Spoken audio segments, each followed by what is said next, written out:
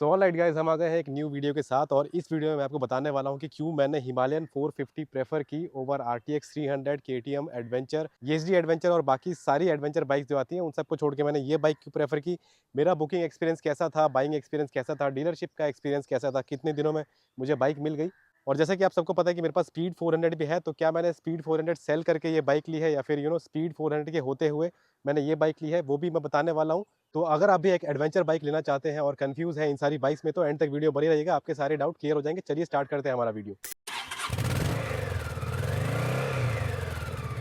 So guys, सबसे पहले बात करेंगे कि मैंने स्पीड 400 का क्या किया और क्यों मुझे एक एडवेंचर बाइक की ज़रूरत पड़ी।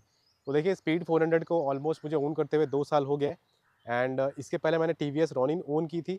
तो जिन लोगों को नहीं पता है, मैं आपको बता देता हूँ कि मुझे लोअर बैक पेन का प्रॉब्लम है। रॉनिन मैंने काफ़ी टाइम तक चलाई, काफ़ी लंबी लंबी राइड की। तो रॉनिन का पोस्चर जो है ना, कि क्रूज़र का पोस्चर मेरे लिए नहीं था।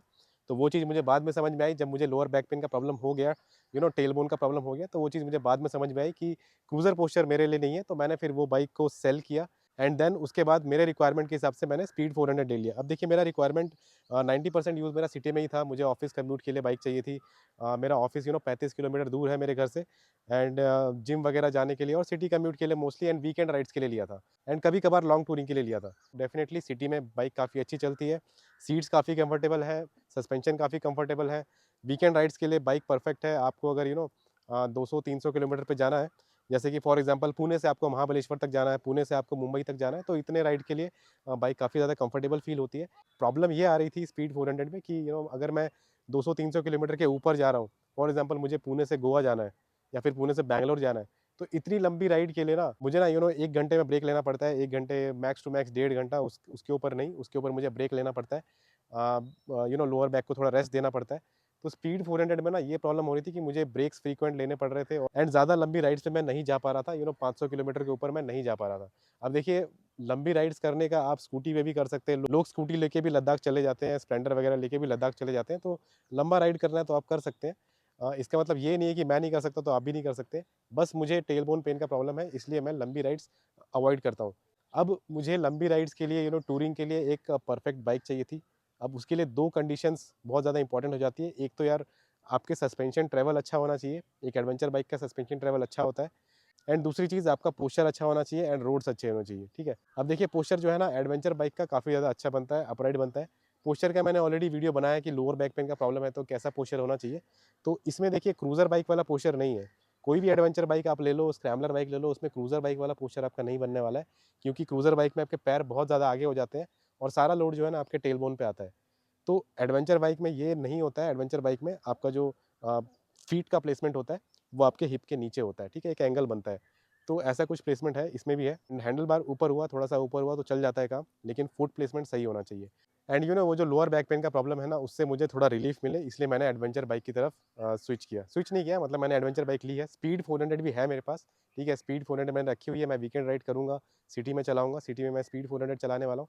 ये बाइक भी चलाने वाला हूँ, दोनों बाइक मैं यूज़ करने वाला हूँ। ऐसा नहीं कि ये मैंने एडवेंचर बाइक ली है तो मैं सिटी में यूज़ नहीं करूँगा। मैं इसको भी सिटी में यूज़ करूँगा, वीकेंड राइड्स के लिए भी करूँगा। तो दोनों बाइक्स मैं यूज़ करूँगा, as a primary vehicle he use करूँगा। एंड गाइस, दूसरा रीज़न ये था कि मुझे एडवेंचर बाइक वैसे भी लेनी थी। मेरा बहुत पहले से प्लान था कि डेफ़िनेटली एक ना एक दिन लाइफ़ में आगे जाके मैं एडवेंचर बाइक ज़रूर लूँगा। और मैं बस वेट कर रहा था कि एक सही टाइम आए और मैं एडवेंचर बाइक लूँ। तो अभी मुझे सही टाइम लगा, तो इसलिए मैंने एडवेंचर बाइक ले लिया। अब बात करते हैं कि मैंने कौन-कौन सी बाइक का टेस्ट राइड लिया था, कौन-कौन सी बाइक मैंने देखी थी। सबसे पहले ना, मेरा बजट मैंने डिसाइड किया। मेरा बजट अराउंड 3 लाख के आसपास था। 3 लाख तक मैं स्ट्रेच कर सकता था, 3 लाख के ऊपर नहीं जा रहा था मैं। तो 3 लाख के अंदर बहुत सारी बाइक्स आ रही थी, जैसे सबसे पहले मैंने एक्सपल्स चलाई, उसके बाद ESD एडवेंचर चलाई, ठीक है? तो एक्सपल्स भी काफ़ी अच्छी बाइक है, उसका सस्पेंशन ट्रैवल भी काफ़ी अच्छा है, सीट्स वगैरह सब कुछ अच्छे हैं, बाइक काफ़ी लाइट फील होती है। लेकिन द प्रॉब्लम इज़ कि उसमें ट्यूबलेस टायर नहीं आते, उसमें ट्यूब टायर आते हैं विथ स्पोक रिम्स, और उसके टायर भी काफ़ी पतले आते हैं। तो वो थोड़ी-सी ऑफ रोड ओरिएंटेड बाइक है। तो अगर आपको ऑफ रोडिंग ज़्यादा करनी है ना, तो एक्सपल्स आपके लिए सेंस बनाती है। तो उसके बाद मैंने ESD एडवेंचर देखी और ESD एडवेंचर मुझे पसंद आ गई थी। ऑलमोस्ट सारी चीज़ें थी उसमें। सस्पेंशन ट्रैवल काफ़ी अच्छा है एंड सस्पेंशन कंफर्टेबल भी है, लेकिन उसमें भी आपको ना ट्यूबलेस टायर नहीं मिलते, ट्यूब टायर मिलते हैं, तो वो एक दिक्कत लग रही थी। तो देखिए, मेरे एक फ्रेंड के पास ESD एडवेंचर है, ओल्ड वाली है। तो उसने मुझे बताया था कि सर्विस एक्सपीरियंस इतना कुछ अच्छा नहीं है, उसका एक्सपीरियंस अच्छा नहीं था, सेंसर इश्यू वगैरह आए थे, पार्ट्स वगैरह अवेलेबल होने में टाइम लगा था। तो ये चीज़ें उसने मुझे बता दी थी कि भाई अलर्ट कर दिया था कि आपको एडवेंचर लेनी है, ESD एडवेंचर लेनी है, आप ले सकते हो, लेकिन इन सारी चीज़ों के लिए आप रेडी रहना। तो मैंने रिस्क नहीं लिया क्योंकि मार्केट में और भी ऑप्शन अवेलेबल थे, तो मैंने ESG एडवेंचर का प्लान ड्रॉप कर दिया। उसके बाद मैं KTM के शोरूम में गया, KTM में मुझे KTM 250 दिखी एंड KTM 390 दिखी, 390X दिखी। तो मैंने KTM एडवेंचर 390X का टेस्ट राइड लिया क्योंकि वही बाइक टेस्ट राइड के लिए अवेलेबल थी, 250 नहीं थी। तो जैसे ही मैंने वो बाइक को चलाया तो मुझे वाइब्रेशंस लगे उस बाइक में। मुझे इंजन बहुत ज़्यादा स्मूथ नहीं लगा क्योंकि मैं स्पीड 400 से आ रहा था, तो एटलीस्ट मैं थोड़ा बहुत स्मूथनेस का एक्सपेक्टेशन रख सकता हूँ। तो मुझे ना वो वैसा स्मूथनेस नहीं मिल रहा था, उसका 50% भी नहीं मिल रहा था। तो मुझे ना काफ़ी ज़्यादा इंजन हार्श लग रहा था। वो NVH लेवल बोलते हैं ना कि नॉइस वाइब्रेशन एंड हार्शनेस, वो काफ़ी ज़्यादा लग रहा था मुझे। मैंने एडवेंचर एक्स का राइड रिव्यू भी किया हुआ है, तो उसमें मैंने यही बताया कि मुझे सस्पेंशन स्टिफ फील हो रहे हैं। सिटी में छोटे मोटे गड्ढे आ रहे हैं, स्टिफ फील हो रहे हैं, लेकिन ऑफ रोड में जाते ही कहानी चेंज हो जाती है। ऑफ रोडिंग में ना सस्पेंशन काफ़ी प्लश फील होते हैं, अच्छा फील होते हैं। बाइक भी लाइट है, ज़्यादा हैवी नहीं है, तो ऑफ रोडिंग में आप उसको हैंडल करोगे ना, तो बाइक ऑफ रोडिंग के लिए बनी है, तो ऑफ रोडिंग में काफ़ी अच्छा परफॉर्म कर रही थी। बट मेरा रिक्वायरमेंट टूरिंग था, ऑफ रोडिंग कम था, तो दैट्स वाई मैंने उसका प्लान ड्रॉप कर दिया। उसके बाद 250 में मैंने एक बंदा था, उससे मैंने 250 का रिव्यू पूछा था, तो उसने मुझे बताया था कि भाई ऑलमोस्ट वैसे ही है, बाइक स्मूथ फील होती है, लेकिन 80 के आसपास थोड़े बहुत वाइब्रेशन आपको फील होने लग जाते हैं। तो KTM का प्लान मैंने इसलिए ड्रॉप कर दिया। उसके बाद RTX 300 लॉन्च हो गई अक्टूबर में, लास्ट ईयर अक्टूबर में RTX 300 लॉन्च हुई। तो वो बाइक मुझे पसंद आ गई थी ऑलमोस्ट। मेरे मैंने सारे रिव्यूज़ देख लिए थे उसके, और मेरे कुछ फ्रेंड्स भी हैं रिव्यूअर्स, उनसे भी मैंने पूछा था कि भाई कैसा एक्सपीरियंस है, तो उन्होंने बताया था कि अच्छा ही है। तो इनिशियल एक्सपीरियंस अच्छा ही है, मतलब राइड का एक्सपीरियंस अच्छा है, बाइक अच्छी फील होती है, तो ऑलमोस्ट हिमालयन के लेवल के सस्पेंशन ही फील हो रहे थे। तो ऐसा रिव्यू मेरे पास आया था, लेकिन द थिंग इसकी जब तक मैं खुद बाइक ना चला लूँ तब तक मैं डिसीजन नहीं ले सकता था। तो मैंने टेस्ट राइड का वेट किया, तो टेस्ट राइड के लिए बाइक अवेलेबल नहीं हुई। पुणे की बात कर रहा हूँ मैं। तो पुणे में अभी भी आप जाओगे तो टेस्ट राइड के लिए बाइक आपको नहीं मिलेगी, मोस्ट ऑफ द शोरूम में नहीं मिलेगी। मैंने फिर मुंबई में जाकर टेस्ट राइड लिया। मुंबई में मैंने वीडियोस भी बनाए, आपने मेरे चैनल पे वीडियोस देखे होंगे। सस्पेंशन अच्छे हैं उसकी, खराब रास्तों को अच्छे से हैंडल कर रहे थे, ऑफ रोडिंग में भी अच्छा परफॉर्म कर रहे थे, हाईवे पे भी अच्छा परफॉर्म कर रहे थे। ऑफ रोडिंग में थोड़े से स्टिफ लग रहे थे, लेकिन ठीक है, ऑफ रोडिंग का इतना रिक्वायरमेंट नहीं था। तो टूरिंग के लिए मुझे बाइक अच्छी लग रही थी। बाइक में फीचर्स काफ़ी अच्छे थे, क्विक शिफ्टर वगैरह सब कुछ मिल रहा था मुझे। मैंने बेस मॉडल का टेस्ट राइड लिया था, तो बेस मॉडल चलाने के बाद मुझे ऑलमोस्ट मैंने वो बाइक फाइनल कर दी थी। सीट्स थोड़े से हार्ड थे, लेकिन वो ठीक है, बाद में मॉडिफाई भी करवा सकते हैं। तो सारी चीज़ें मिल रही थी मुझे, और बजट में मिल रही थी। 2.5 लाख में मुझे सारी चीज़ें मिल रही थी। तो मैंने प्लान किया कि मैं RTX 300 ही बुक कर देता हूँ, और BTO मॉडल मैंने बुक कर दिया था, ठीक है। तो जनवरी 3 जनवरी के आसपास मैंने वो बाइक बुक कर दी थी, RTX 300 BTO मॉडल। ओके, तो मुझे बताया गया था कि भाई 30 to 45 डेज़ का वेटिंग पीरियड है। अब मैं एग्री हो गया कि चलो ठीक है, 45 डेज़ तक भी अगर लगा तो फरवरी मिड तक ये बाइक मुझे मिल जाएगी। अब देखिए, बुकिंग एक्सपीरियंस की अगर बात करूँ TVS RTX 300 का, तो इतना कुछ खास नहीं था। मैंने बुकिंग करने के लिए ही मैंने उनको 10 बार कॉल किया। मैंने खुद की बुकिंग करवाने के लिए मैंने उनको बोला कि भाई मुझे बुकिंग करनी है, तो सामने से मुझे कोई कॉल नहीं आया। मैंने ऑनलाइन बुकिंग कर दी, शोरूम मुझे अलॉट हुआ, मैंने शोरूम को कॉल किया। शोरूम वालों का रिस्पांस इतना अच्छा नहीं था। आप समझ लीजिए कि मैंने खुद होके सामने जा करके मैंने कॉल करके बुकिंग करवाई, मैंने खुद होके पैसे ट्रांसफ़र किए, पे किए। मैंने एक्स्ट्रा पैसे पे किए थे कि बाइक मुझे जल्दी मिल जाए, क्योंकि बुकिंग अमाउंट तो मैंने पे किया ही था, ठीक है। 20,000 के अराउंड मैंने बुकिंग अमाउंट पे कर दिया था। एक्स्ट्रा मैंने पैसे पे किए थे शोरूम वालों को, ये बोल करके कि भाई बाइक मुझे जल्दी चाहिए। तो वो लोग एग्री भी हो गए थे कि ठीक है, हम ट्राई करेंगे कि बाइक आपको जल्दी मिल जाए। बट द थिंग इसकी बाइक 1 महीने के बाद भी अवेलेबल नहीं थी। बुकिंग करने के बाद मैंने सपोर्ट को भी पूछा, जनवरी पूरा निकल गया। जनवरी में मैंने फिर लास्ट 28 जनवरी को मैंने कॉल करके कस्टमर सपोर्ट को पूछा कि भाई बाइक का क्या स्टेटस है, क्योंकि ऑनलाइन मुझे वो स्टेटस दिखा नहीं रहा था। ऑनलाइन स्टेटस बुकिंग कन्फर्म पे अटका हुआ था। तो कस्टमर सपोर्ट ने बताया कि भाई हमें आइडिया नहीं है बाइक कब डिलीवर होगी, ठीक है। उनका वही था कि भाई जो जेनरिक रिस्पांस रहता है कि 30 to 45 डेज़, बस इतना ही रिस्पांस था। उसके बाद एक न्यूज़ आई कि भाई ये जो BTO मॉडल है एंड टॉप मॉडल है, उसका बुकिंग होल्ड पे चला गया है। कुछ टाइम के लिए TVS ने होल्ड कर दिया है, that means they are working on some issues. तो फिर मैंने अगला रिसर्च करना स्टार्ट किया। मैंने इंटरनेट पे देखा RTX के यूज़र्स को कुछ इश्यूज़ आ रहे थे, और वो ऑब्वियस सी बात है, सारी कंपनीज़ के साथ होता है ये कि फर्स्ट लॉट की जो बाइक्स होती है ना, उसमें थोड़े बहुत इश्यूज़ आप एक्सपेक्ट कर सकते हो। अभी भी आपको RTX लेना है तो आप ले सकते हो, बहुत अच्छी बाइक है, लेकिन फर्स्ट लॉट की बाइक है ना, उसमें इश्यूज़ आएंगे, ये एक्सपेक्ट करके चलो। उसके बाद मैंने RTX की बुकिंग कैंसिल कर दी, क्योंकि मुझे भरोसा नहीं था कि भाई बाइक कब मिलेगी, और मुझे फाइनेंशियल प्लान्स के अकॉर्डिंग मेरे कुछ फाइनेंशियल प्लान्स थे कि भाई मुझे इतना बुकिंग अमाउंट करना है, फरवरी तक मुझे गाड़ी मिलेगी, फरवरी में मुझे इतना अमाउंट पे करना है, इतना लोन लेना है, तो वो सारा प्लान मेरा पोस्टपोन्ड हो जाता, और कब तक हो जाता इसकी कोई गारंटी नहीं थी। सो गाइस, RTX 300 मैंने 28 जैन को कैंसिल कर दिया था, एंड कैंसिलेशन एक्सपीरियंस अच्छा था। देखिए, बुकिंग एक्सपीरियंस इतना अच्छा नहीं था, लेकिन कैंसिलेशन जो है वो टाइम पे हो गया था, और पैसे मुझे विदिन 3 डेज़ मुझे पैसे मेरे अकाउंट में मिल गए थे। जो बुकिंग अमाउंट था वो भी मुझे मिल गया था और जो मैंने शोरूम को पे किया था वो भी मुझे वापस मिल गया था। मेरे पास टीवीएस रॉनिन थी, मैंने 2 साल तक वो ओन किया था। 2 साल तक पार्ट्स अवेलेबिलिटी को लेके एक बार हेडलाइट रिप्लेस हुआ था तो उसको 2 महीने लग गए थे आने के लिए और उसमें ही मुझे एस्केलेशन करने पड़े थे बहुत सारे, उसके बाद पार्ट्स आए थे। एंड सर्विस एक्सपीरियंस एवरेज था, तो मान के चलो कि आप टीवीएस की बाइक ले रहे हो तो सर्विस एक्सपीरियंस आपका एवरेज रहने वाला है। हो सकता है कि आपका अच्छा हो जाए, हो सकता है कि आरटीएक्स को लेके टीवीएस इस बार सीरियस है तो हो सकता है कि अच्छा एक्सपीरियंस मिले, ठीक है? तो मैं गलत भी हो सकता हूँ लेकिन मैंने अपना एक्सपीरियंस बता दिया। सो गाइस उसके बाद मैंने स्क्रैम 440 का टेस्ट लिया, रॉयल एनफील्ड की एक स्क्रैम 440 आती है, लेकिन वो डिज़ाइन मुझे काफ़ी पुराना लगा। वो देखिए काफ़ी टाइम से चला आ रहा है।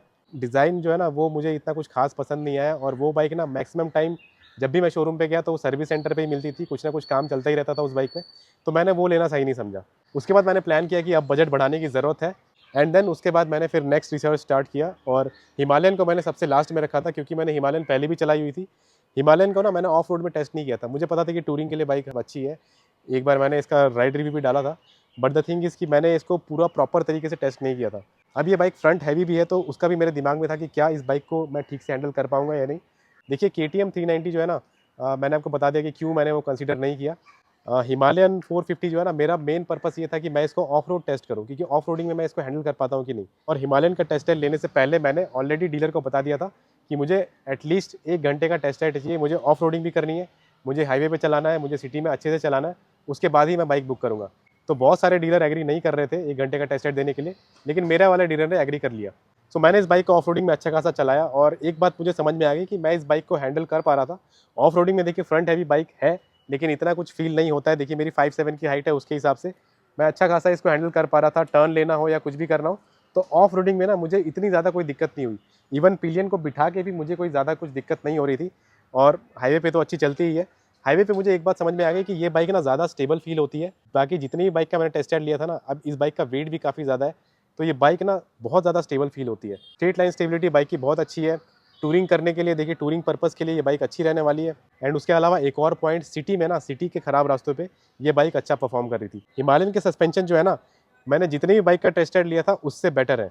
अगर मैं हिमालयन का टेस्ट राइड पहले ले लेता ना तो शायद मुझे समझ नहीं आता कि बाकी सारी एडवेंचर बाइक्स का सस्पेंशन किसका अच्छा है किसका अच्छा नहीं है। लेकिन ये चीज़ अच्छी हुई कि मैंने ऑलरेडी सारी एडवेंचर बाइक का टेस्ट राइड ले लिया, उसके बाद मैंने हिमालयन का टेस्ट राइड लिया, तो मुझे ये क्लियर हो गया कि भाई इसके सस्पेंशन ना हर सिनेरियो में अच्छा परफॉर्म कर रहे हैं। एंड जैसा मैंने वीडियो के स्टार्ट में बताया कि मुझे टेलबोन पेन का इशू है, तो मैंने 1 घंटा ये बाइक चलाया, ऑफ रोडिंग अच्छा खासा ऑफ रोडिंग किया, तो मुझे ना इसमें कोई दिक्कत नहीं हुई। इसमें मुझे टेलबोन पे या फिर बैकबोन पे ना, लोअर बैक पे इतना कुछ जर्क नहीं लग रहे थे और 1 घंटे के बाद भी आई वाज़ फाइन, मुझे कोई प्रॉब्लम नहीं हो रहा था। केटीएम में मुझे प्रॉब्लम हुई थी, केटीएम के सीट जो है ना मुझे बहुत ज़्यादा हार्ड लग रहे थे, तो उसमें मुझे थोड़ा-सा बैक पे प्रॉब्लम हुई थी। आरटीएक्स 300 के सस्पेंशन भी अच्छे हैं, लेकिन देखिए हिमालयन के लेवल के तो नहीं है। तो ऑफ रोडिंग वगैरह करने लग जाओगे तो थोड़े टाइम के बाद 1-2 घंटे के बाद आपको फील होने लग जाएगा कि सीट जो है ना काफ़ी ज़्यादा हार्ड है, जर्क काफ़ी ज़्यादा लग रहा है। लेकिन ठीक है, आपको अगर लोअर बैक पेन का प्रॉब्लम नहीं है तो उसमें भी आपका काम चल जाएगा। इसलिए मैंने बीटीओ मॉडल बुक किया था कि पीछे वाला सस्पेंशन जो है ना वो रिबाउंड डैम्पिंग के साथ आता है, तो उसको मैं एडजस्ट करके काम चला लूँगा।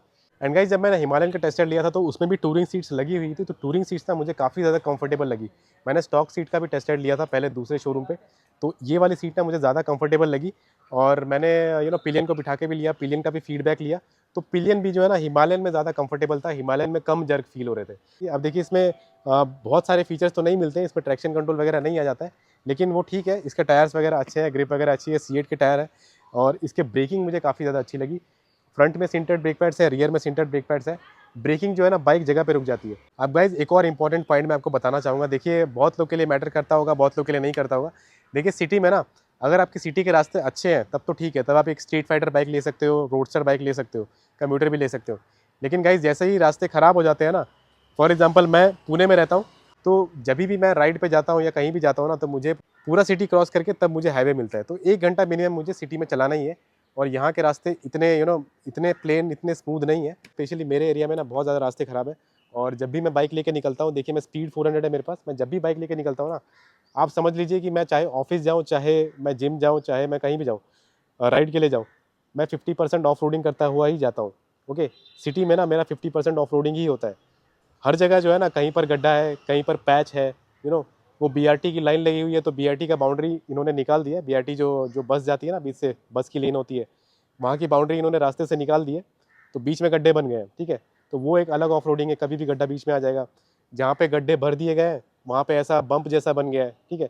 अंधेरे में इतना कुछ समझ नहीं आता कि भाई कब वो बम्प आ जाएगा, कब जो है आप बाइक लेके उछल जाओगे। तो मैक्सिमम टाइम ट्रैफिक रहता ही रहता है, ट्रैफिक से बच के आपको निकलना है तो आपको साइड से बाइक निकलनी पड़ेगी। और साइड में ना पूरा ऑफ रोडिंग है, रास्ते बिल्कुल ख़राब है, तो ऑलमोस्ट समझ लीजिए कि मैं डेली ऑफ रोडिंग ही कर रहा हूँ। एक बहुत इंपॉर्टेंट पॉइंट हो जाता है कि अगर आपके सिटी के रास्ते ऐसे है ना, तो डेफिनेटली आपके लोअर बैक पे प्रॉब्लम होगा ही होगा। सो गाइस, अब बात करते हैं कि हिमालयन 450 को लेके मेरा बुकिंग एक्सपीरियंस कैसा था, डिलीवरी एक्सपीरियंस कैसा था और कितने टाइम में मुझे ये बाइक मिली।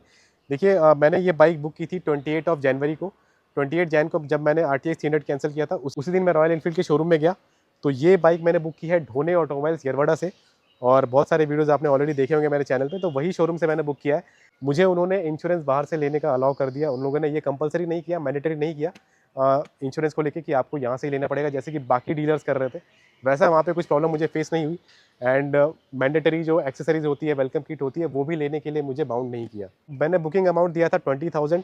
एंड ये MTO मॉडल है। MTO मॉडल मतलब अगर आपको ट्यूबलेस टायर के साथ बुक करने हैं तो उसको MTO मॉडल बोलते हैं। तो 20,000 बुकिंग अमाउंट होता है और वो नॉन रिफंडेबल होता है। उसके बाद मैंने रॉयल एनफील्ड का ऐप डाउनलोड किया, वहाँ पे मैंने बुकिंग सेक्शन में देखा कि इसका डिलीवरी डेट क्या दिखा रहा है।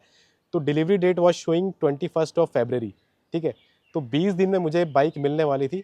एंड उसके बाद मैंने वेट करना स्टार्ट किया, बट 20 दिन में बाइक मिली नहीं। 21 से 24 हुआ, 24 से 26 हुआ, देन 28 हुआ। तो ऐसे ही करके ना पोस्टपोन होता गया। मैंने कस्टमर सपोर्ट से पूछा तो customer support was not sure कि भाई डिले क्यों हो रहा है। उन्होंने बताया कि भाई बाइक आपकी निकल चुकी है, चेन्नई का जो प्लांट है वहाँ से बाइक निकल चुकी है, मोस्टली आपका मार्च फर्स्ट वीक में डिलीवर हो जाएगी। शोरूम को डिलीवरी का कुछ आइडिया नहीं होता है कि बाइक कब डिलीवर होगी। शोरूम प्लांट से बाइक कब निकल रही है, क्या निकल रही है, वो सब कुछ आइडिया नहीं होता है। बाइक जब उनके स्टॉक यार्ड में पहुंच जाती है तभी वो लोग आपको बता सकते हैं कि बाइक आ गई है, ठीक है। उसके पहले वो लोग आपकी कोई हेल्प नहीं कर सकते। सो गाइस, 28 ऑफ Feb को मेरी बाइक स्टॉक यार्ड में आ गई थी। एप्लीकेशन में शो कर रहा था कि भाई 28 ऑफ Feb को डीलर के पास डिलीवर हो गई है। उसके बाद देखिए 28 ऑफ Feb को I was not in Pune, dealer से कॉन्टैक्ट नहीं कर पाया। 3 तारीख को होली थी और होली वाले दिन मैंने डीलर से कॉन्टैक्ट किया 3 तारीख को शाम को, तो मुझे पता चला कि हाँ बाइक आ चुकी है। उसके बाद मैंने डीलर को बोला, खुद से बोला कि भाई बाइक आ गई है तो आप बाइक रेडी करके रखो और कब डिलीवरी लेना है मुझे बताओ, डॉक्यूमेंट्स वगैरह कब सबमिट करने हैं, पेमेंट वगैरह कैसे करना है आप मुझे बताओ। डीलर ने मुझे नेक्स्ट डे बुलाया, तो नेक्स्ट डे वगैरह सब कुछ हो गया। मैंने डॉक्यूमेंट्स वगैरह सबमिट किया, लाइट बिल सबमिट किया, आधार कार्ड, पैन कार्ड सब कुछ सबमिट किया। फाइनेंस पे बाइक लेनी थी और डाउन पेमेंट करना था, तो मैंने डाउन पेमेंट कर दिया। फाइनेंस मैंने ले लिया, L&T फाइनेंस मैंने लिया। They have given me a time कि भाई अब 2 दिन के बाद आपकी बाइक डिलीवर हो जाएगी, ठीक है। But that is not the case. उसके बाद मुझसे डॉक्यूमेंट फिर से लिए गए। नेक्स्ट डे मुझे फिर से कॉल आया कि भाई आप इंश्योरेंस बाहर से ले रहे हो, तो इंश्योरेंस पॉलिसी डॉक्यूमेंट चाहिए हमें, उसके बाद ही हम RTO के लिए प्रोसेस कर सकते हैं। एको का इंश्योरेंस मैंने लिया, उसके बाद पॉलिसी डॉक्यूमेंट सेंड किया, उसके बाद नेक्स्ट डे निकल गया। उसके बाद तीसरा दिन आया तो उन्होंने फिर से मुझे डॉक्यूमेंट मांगा कि भाई लाइट बिल वगैरह चाहिए, फिर से दे दो। फिर से मैंने दे दिया। उसके बाद नेक्स्ट डे मुझसे सैटरडे संडे आ गया तो RTO बंद रहता है। उसके बाद संडे शाम को फिर से मुझसे डॉक्यूमेंट के लिए कॉल आया कि भाई आपको लाइट बिल वगैरह देना है, ये देना है। तो चलिए ठीक है, मतलब ये थोड़ा-सा ये है कि मैंने बार-बार डॉक्यूमेंट दिए, तो वो सब ठीक है, वो सब मैनेज हो जाता है। कि देखिए RTO जब भी होता है ना, तो RTO का मैसेज आता है आपको कि भाई इतना अमाउंट आपका टैक्स कट गया है, तो वो मैसेज मुझे अभी तक नहीं आया था, संडे तक मुझे नहीं आया था। तो मुझे पक्का यकीन था कि भाई RTO अभी तक नहीं हुआ है और RTO रजिस्ट्रेशन होने में कम से कम 2 दिन का टाइम लगता है। तो मंडे, ट्यूसडे लगेगा, तो मुझे पक्का बिलीव था कि वेडनेसडे को ही डिलीवरी होगी। लेकिन शोरूम वालों ने मुझे बोला था कि मंडे को डिलीवरी हो जाएगी। और जो टैक्स का अमाउंट कटने वाला था ना 39,000 जो इस बाइक का कटा है, वो उसका SMS मेरे को ट्यूसडे शाम को आया। सो गाइस, बाइक जो है ना सेकंड वीक को रेडी हुई, सेकंड वीक में सैटरडे तक बाइक रेडी हुई, ठीक है।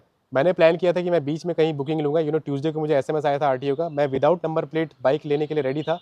बट द थिंग इज़ कि मुझे कुछ इमरजेंसी आ गई, ट्यूसडे को ही इमरजेंसी आ गई और मैं आउट ऑफ पुणे चला गया। उसके बाद मेरी बाइक की फाइनल डिलीवरी हुई है संडे को, संडे 15 ऑफ मार्च को ये डिलीवरी हुई है। सो टोटल 2 वीक का टाइम लग गया। देखिए जब बाइक स्टॉक यार्ड में आई, उसके बाद आपका लोन सैंक्शन हुआ, आपका डाउन पेमेंट हुआ, ये सारा प्रोसेस हुआ, डॉक्यूमेंटेशन का प्रोसेस हुआ, RTO का प्रोसेस हुआ। सो गाइस, इस बाइक का ऑन रोड प्राइस मुझे 3,85,000 पड़ा है। देखिए 3,85,000 कैसे पड़ा, और इंश्योरेंस मैंने 20,000 में लिया है। तो कैसे लेना है इंश्योरेंस, क्या क्या पॉइंट्स ऑप्ट करने हैं आपको, एंड कैसे आप न्यू बाइक लेते टाइम ज़्यादा से ज़्यादा डिस्काउंट ले सकते हैं डीलर से, वो मैंने एक सेपरेट वीडियो में ऑलरेडी बता दिया है। तो वो वीडियो मेरा चेकआउट नहीं किया तो जाके चेकआउट कर लीजिए। सो गाइस, हिमालयन 450 को लेके ऑलरेडी बहुत सारे वीडियो प्लान्ड है, बहुत सारे वीडियोस मेरे चैनल पे आने वाले हैं। हम लोग इस बाइक को लॉन्ग टूर्स पे भी लेके जाएंगे, एडवेंचर राइड्स पे भी लेके जाएंगे। सो बहुत सारे वीडियोस प्लान है, तो नए हैं चैनल पे तो सब्सक्राइब कर लीजिए मेरा चैनल। सो एंड तक वीडियो बने रहने के लिए बहुत बहुत धन्यवाद। वीडियो पसंद आए तो लाइक करिए वीडियो, शेयर करिए वीडियो एंड सब्सक्राइब करिए मेरा चैनल। मिलते हैं नेक्स्ट वीडियो में, तब तक के लिए take care, bye bye and have a safe ride.